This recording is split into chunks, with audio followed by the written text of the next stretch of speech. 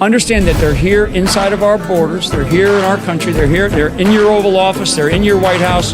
They're in every hall of Congress. They're in every hall of every department. This application of their doctrine called unrestricted warfare is a war with no rules, without rules. That's what it is. They follow it to a T. And it's not just physical with what you do on the battlefield. It's everything. It's particularly economic. Economic warfare they are masters at it. And that's why they are where they are right now. That's why they dominate so much.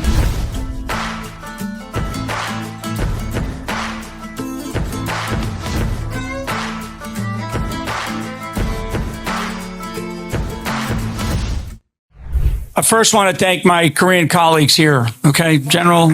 A big round of applause. General Shen, thank you so much. Really, really just outstanding comments and scary. Like Charlie's presentation this morning, my brother Charlie's presentation, General Flynn was stark.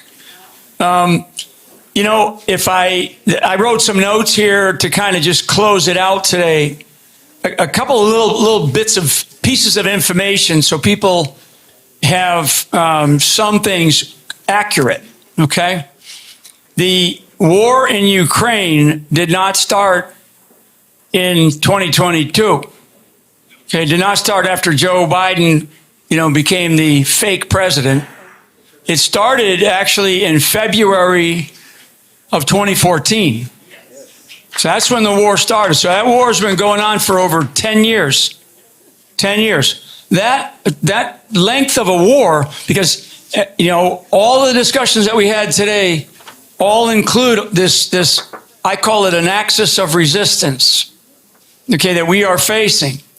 All the guys that have served in the military that you heard up here today, all of us, none of us want war, right? None of us, not what's, it's not like we're not out there going, let's go to war. Bullshit, right? But I want people to understand the accuracy of history, okay? So, because I can tell you it was 2 days after the Sochi Olympics ended, okay, in February of 2014, and they moved pretty quickly. The Russians moved pretty quickly. Now it's been 10 years, okay? So 10 years of anything, 10 years of war will wear you out. As my brother Charlie talked about this morning, or the beginning of this thing, they've been having to pull a lot of logistics out of their Far East military district. Okay? On a battlefield, there is something called, we do war gaming. It's action, reaction, counteraction. So on a battlefield, tactically, action, reaction, counteraction, right? Strategically, the same thing happens. And so when I watch China and Russia and North Korea, which are sub-partners, or Iran, which is a sub-player, Venezuela, which is a sub-player, Cuba, which hasn't been mentioned, but just now is a sub-player. But this is part of this axis that we are facing, okay? So when President Trump or any president goes to sit down with, between the United States and Russia, it's not, especially today, it's not just to talk about finishing or figuring out a way out of this war, this losing war in Eastern Europe. It's also to negotiate what, from a U.S. very selfish, self-interested way, what do I want Russia to be doing about Cuba or about Venezuela? Because I want to tell Putin to knock it off. I want to tell China owns or has a vested interest in 80% of the ports globally. 80, okay? The major ports, in fact, they're building many of them. 80% own or they have a major interest in the ports globally, okay? So when any president of the United States, okay, and I'll just use Trump because he's there now, but Trump's a good one because he's a good example of it. He'll get on that phone and he'll say, I just had a great call with Xi, right? Just had a great call with the President Xi.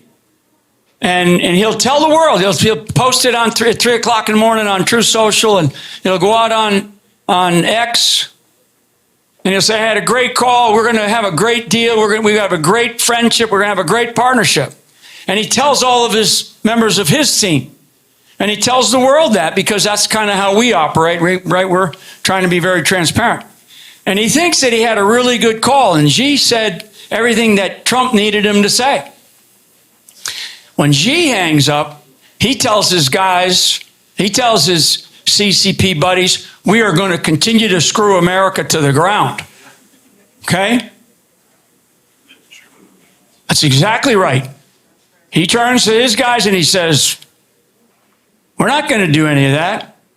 In fact, we're either going to delay, it's a flat out lie.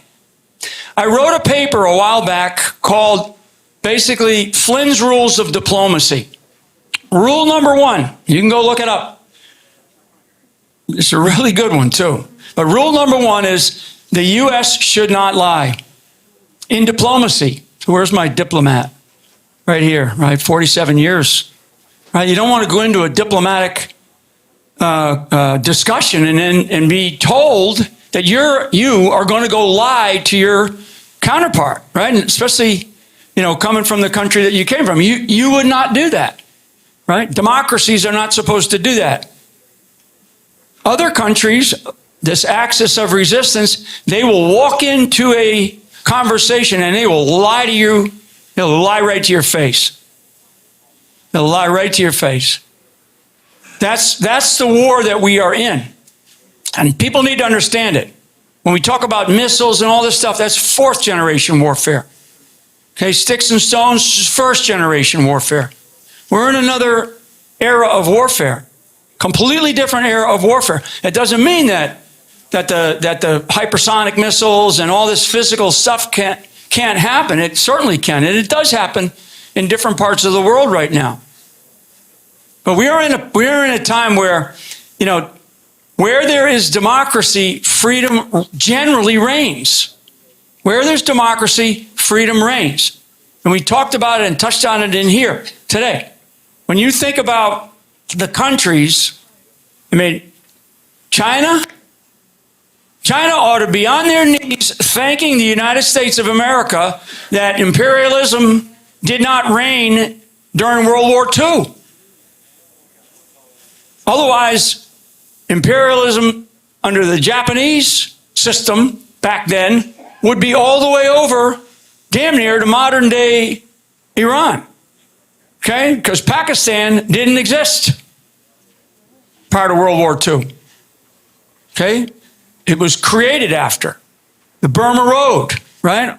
There's so much history that we can talk all the details of some event, but there's a geostrategic and geopolitical history that we have to understand that connects us all. I would love to say we're going to have, let's let peace break out, right? Let's let peace break out. That's what I want. That's what I would love to see.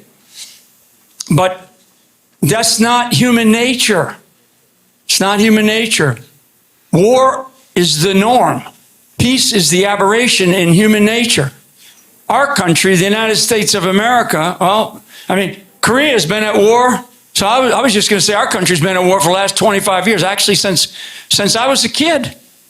If I tie Vietnam in, maybe there was a little break after the Korean War. Korea's been at war for 75 years.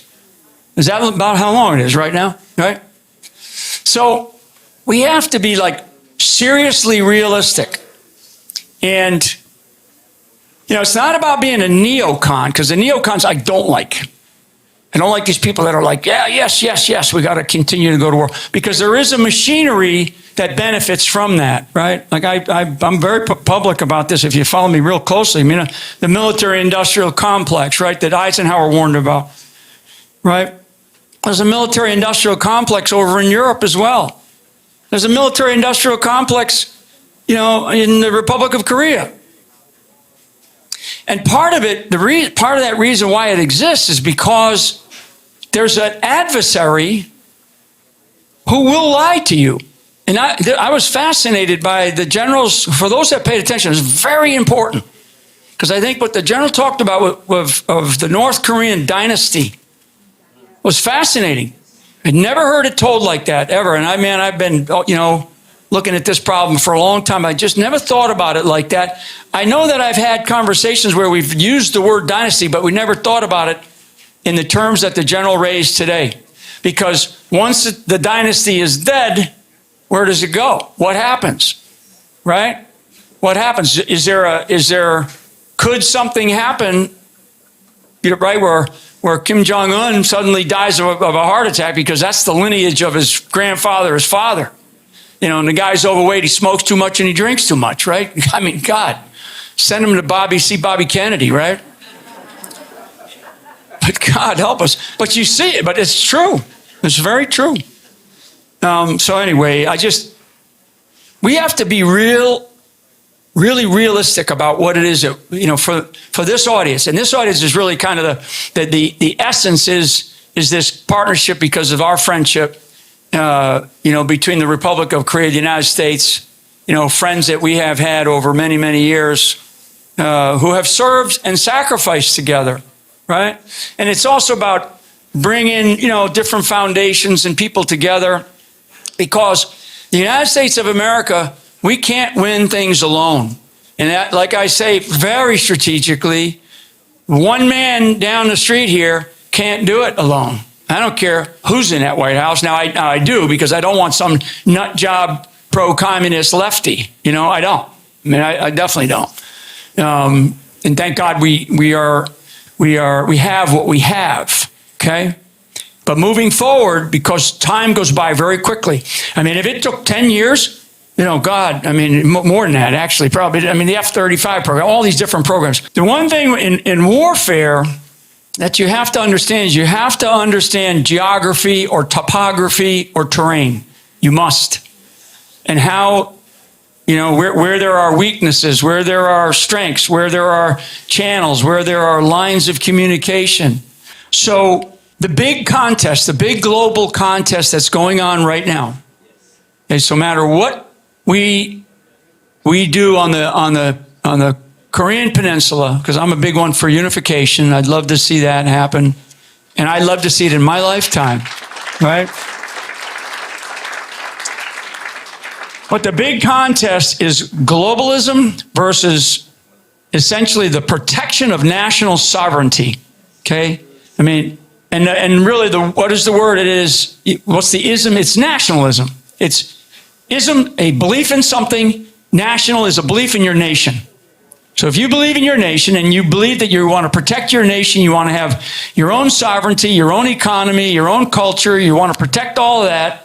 You want to have your religion, whatever it is, or you want to have a multiple, a sort of a multicultural religious society like the United States has, with all due respect to assimilating to our country. With all the freedoms that we do allow in this country. But that's the big contest, globalism versus nationalism. That's happening, okay? And there's a completely new alignment going on in Europe right now. It definitely is going on in Africa, but there's a new alignment going on in Europe. Huge, huge alignment that's shifting. And it's shifting because of all this nonsense about illegal immigration. There is an awakening in the Pacific, okay? And there's a potential alignment out there.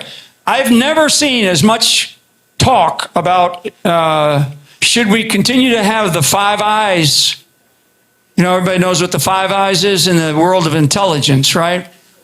Right. It's all the sort of the white nations after World War II, right? New Zealand, Canada, UK, us. Right, so the Five Eyes, right? I've never seen so much talk about eliminating that, or should we even have that anymore? I'm fine with pulling out of NATO. I'm fine with pulling out of NATO. Now, what does that mean?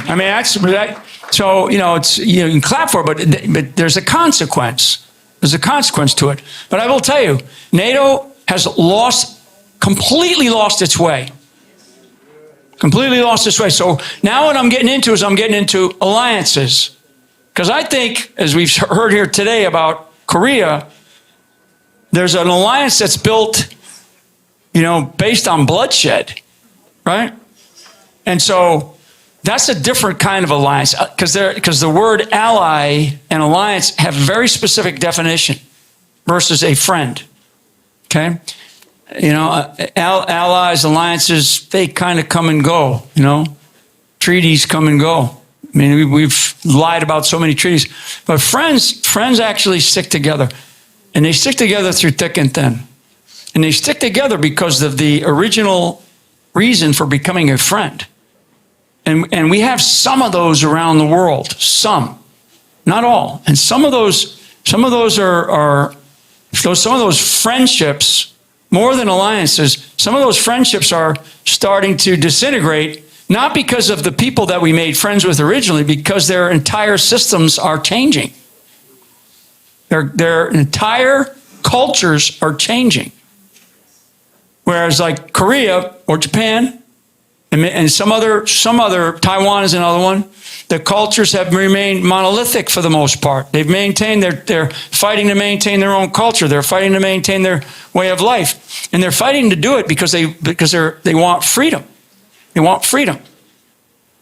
I mean, I would love to think that China would implode if they attack Taiwan. China can lose our entire population and are willing to do so if it meant staying in power. Not 300, not 2 million soldiers. They can lose our United States population, which is about, let's just say it's 320 million. They can lose the entire population. If it meant staying in power, they'd be willing to do it. They'd be willing to do it. They're that desperate. They're that desperate.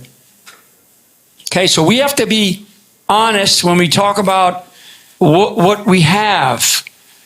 The thing about George Washington, if you never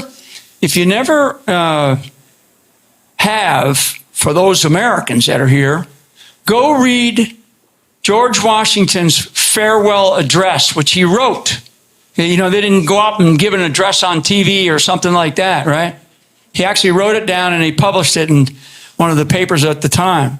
It's a fascinating document, fascinating farewell to a country that wasn't there at the beginning, and then 8 years later it was, right? And he's the reason why we have 2 terms as a president. In his farewell address, written farewell address, it was a warning. It was a warning. After all the stuff that a guy like him had been through at the very beginning, at this fledgling nation, he is warning. And when you read it, it's like he wrote it today. It's like George Washington, 240, whatever, 2 years ago, maybe now, right? It's like he wrote it as though he were alive today. You should read it. You should read it. It's not that long of a read. And it's like, holy crap, talking about allies, talking about don't get entangled overseas too much, right? Be careful who you do get entangled with. Be careful who you do rely on overseas, and watch your back at home. Not because there was terrorists, because he was worried about the political dynamics. But I'm telling you that the United States of America is going through a very historic period where the enemy is right here. Okay, and we are facing an enemy right here at home. Okay, and who's fueling it? China, no doubt, 100%. Now, how do they do it? The ways that they do it. And somebody mentioned unrestricted warfare, right? So you might ask John Mills, I think, unrestricted warfare is a war conducted without rules. That's the definition of it. Okay, is war conducted without rules, right? It was written in 1998 by 2 Chinese colonels who I actually met. We don't have a manual. We don't have something that says this is how you defeat unrestricted warfare. Because you have to be in a democracy, you have to have rules. You have to have rules. But that's our strength. That is our strength. And we need to stick the truth in their eye all the time. So if we say something to them, we must do it. Okay? A president cannot, or anybody, but certainly a president of the United States, can't say something and then go, well, we'll see what happens. President's got to say something and do it. And when you have an internal, this is back to the United States again, when you have an internal foe that is stopping or subverting the very orders that you're giving to the country and certainly to the government that's supposed to execute on behalf of a president, that's a problem. It's a problem. We're kind of dealing with that right now. So I know what the size of our military is. I know what the size of our diplomatic corps is. I know where things are around the world. And I know that these things function and operate.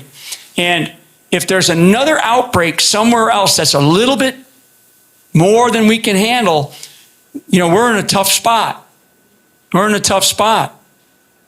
I mean, we used to think that, wherever we had a carrier that was like the aircraft carrier now, that was like a big, we got one down in the Gulf of America right now. Wherever our aircraft carriers were, that was where American strength existed, right? That's where we were at. And there was a demonstration of power. I mean, you can send 1,000 drones that cost you $50 a pop and destroy an aircraft carrier. Thank you once again. I really appreciate General Flynn. Let's give him a big hand. Mike, one of the biggest things out of this conference was the breadth and depth of China's tentacles and how they have really hooked into countries across the world and the region. What's the headline for you? Well, one of the things that we talked about is where China is globally. So this wasn't just about the Korean Peninsula and even the region itself, although the focus was the region, but what we really came away from was the global presence that the CCP has, frankly, on every continent. And when you start to talk about their One Belt Road initiative, right, and you look back at the latter part of this century, right, or the last century, and then the last 20 years. I mean, under Obama allowed China into the World Bank and the World Trade Organization. Most people don't realize that. And when they weren't a big economy at that time. At the end of the last century, China wasn't a big economy. Their purchasing price parity, their economy was still fledgling, and they were still trying to figure out.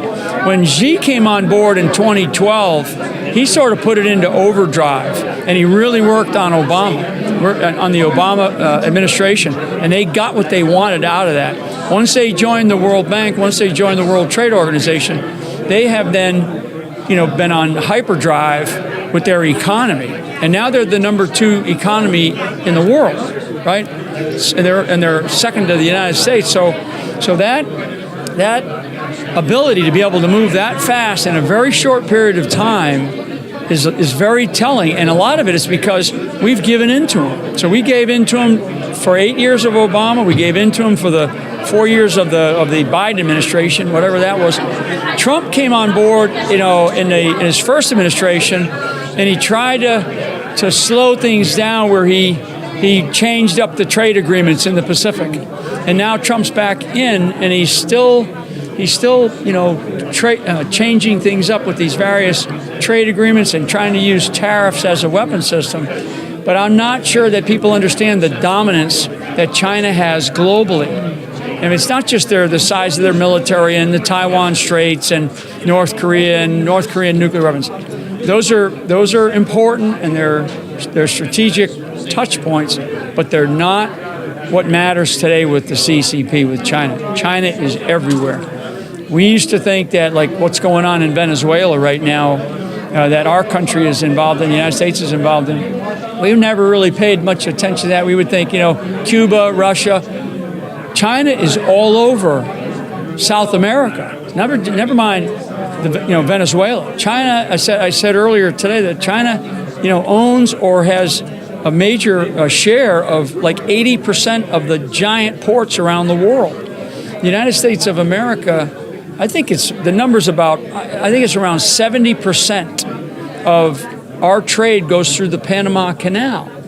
So if you have China working on the different on the west coast of South America. You have China working in Venezuela, then China can dominate the Panama Canal.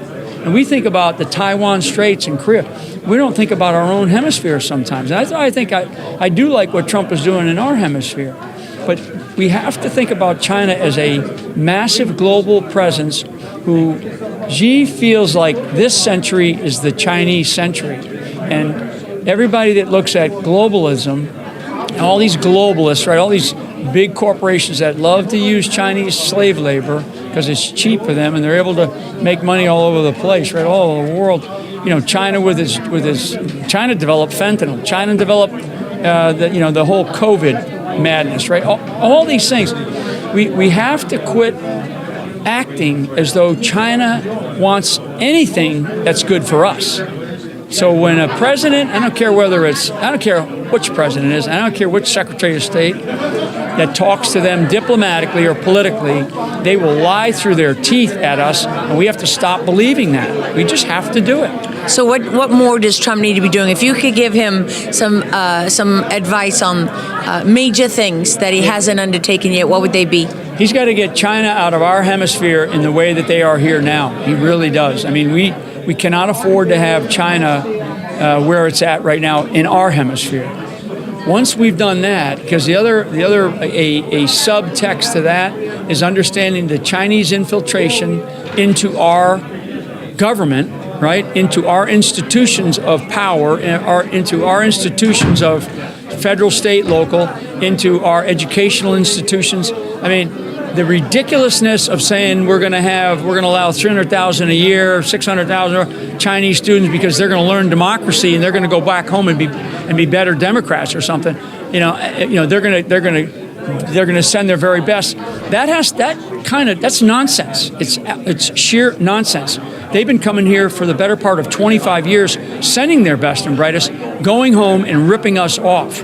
And that's what they're doing when they send a freshman to an undergraduate program, or they send a more mature adult to a graduate or a doctoral program, and they end up staying here for 2 years because we're giving them a 2-year visa to stay here. They're ripping us off, and China's been doing it for a long time. So, and Trump has said, we got to, they're ripping us off. He has said they're ripping us off. So stop allowing them to rip us off. Understand that they're here inside of our borders. They're here in our country. They're here. They're in your Oval Office. They're in your White House. They're in every hall of Congress. They're in every hall of every department. They have done such a masterful job. And that doesn't mean that there's a Chinaman around every corner. It's just how they have done it. This application of their doctrine called unrestricted warfare is a war with no rules, without rules. That's what it is. They follow it to a T. And it's not just physical with what you do on the battlefield. It's everything. It's particularly economic. Mm-hmm. Economic warfare they are masters at it. And that's why they are where they are right now. That's why they dominate so much. That's why, as we talked about today's conference about, our ability to, we don't really have an ability to develop gunpowder unless we, beg the Chinese to do it. I mean, there's a lot of other minerals that they refine and that we have to get from them. I mean, in some cases, some of these key rare earth elements, we're talking up to 75 to 80% are China, right? So we have to go to them and do Mother May I's to be able to do the things that we need to do here to manufacture the kinds of, military stuff or other products. So that's pretty terrifying. Terrifying. That's a wake-up call. Yeah, it's a massive. It's a warning. It's a warning. And like I said, I finished this summit here today by telling everybody that we have to stop thinking like the oceans are there to protect us. Those days are gone. Those days actually left probably 30, 40 years ago. And that the days of having an ocean on either side of our shoreline where it's like, well, we don't have to worry about, the enemies because they're over there. Those days are gone. That enemy is right here at home, and they're doing damage to this country. And frankly, the Biden administration and the left is not the Democrat Party that I once belonged to. It is a creeping communism, and they're here. There's many in Congress. We can call it the Democratic Socialist Party of America, whatever you want to call it. But there is a communist element which is much, much larger than most people realize. And it starts here in Washington, D.C., which is where we're at right now, and it goes all the way down to every single goddamn school board in this country. And that's why we've been out for the last 4 years. Hell, I've been out fighting the last 4.5 years, fighting to overturn school boards. Because when we're finding school boards, we're going, wait a second, why are they teaching DEI, right? Why are they teaching all this garbage in these books? That's, again, it's not because they think that that's cool. It's because they want to completely corrupt our children, which is the future. So, and they did a damn good job at it. And we were just kind of going, hey, this politics as usual. We have better policies than the Democrats, Republicans do this. I mean, and they still don't understand it. The political, the majority of politicians in our country today do not understand what I just told you. And that should scare everybody. Not our military guys or whatever else, but we have a political class in our country that cares only for themselves. And we have the weakest people that are in leadership positions in Congress. And it's insane. And I don't know why these people because we had a couple of former members of Congress, but also a current member of Congress, super good, great guy, former military guy. I want to see more military become members of Congress because they have a different sense of patriotism and they have a different sense of what is right and what's the right thing to do. You get these people that have been doing nothing but politics their whole life. It's all about them. And they're terrible. I mean, I wish I could sprinkle fairy dust and poof, have them all, get voted out. But I don't know. I mean, it's a trying time. I want to be optimistic. I want to say, hey, get out there and step up and speak up. And I think that's kind of that's my message to Americans is local action, national impact. Get involved. Don't count on one man to do the whole thing. Don't count on Donald Trump to do the whole thing. He's one guy.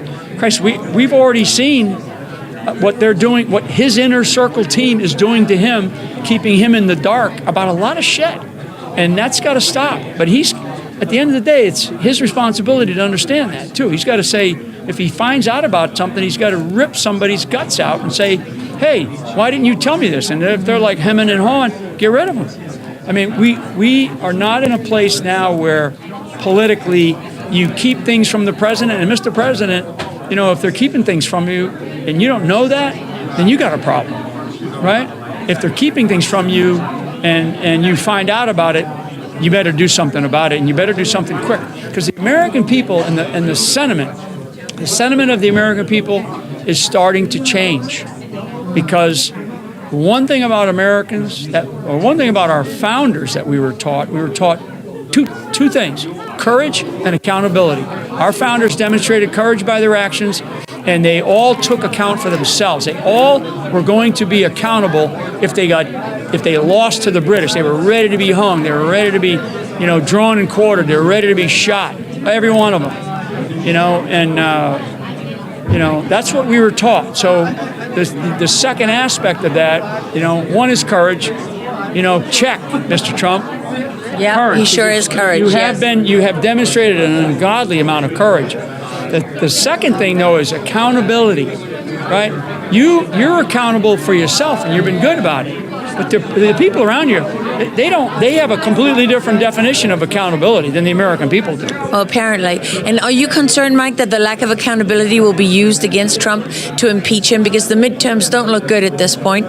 They just lost another seat that had been Republican for a very long time.